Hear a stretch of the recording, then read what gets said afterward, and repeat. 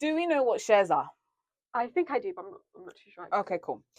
I have the definition here. I'm going to say it in like the most simplest term. But first, I want us to test each other. I actually haven't read it, so we're just going to do it. I think shares are, it's like you see a pizza, right? And let's say a company is one whole pizza and they split into 100, and whoever owns the more pizza slices, they own most of the company, have the most opinion over it. Yes.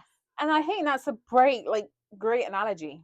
I really like that analogy as well, because in my head, you buy a share 0.2% of a company, Yeah, you know you own that much exactly. of the company. Yeah, The perfect way. I think it's a perfect way. Yeah. So let's see if we are correct. We'll find out.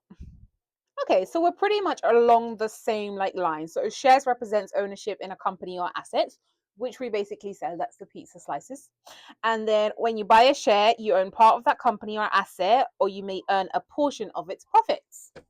Us Muslims, we try and avoid purchasing shares in companies that have a riba to it, Okay, which is makes interest, sense. Yeah. because we need to make sure that it's Sharia compliant. We'll create an example, which we basically did with pizza, but let's keep it as, financial examples.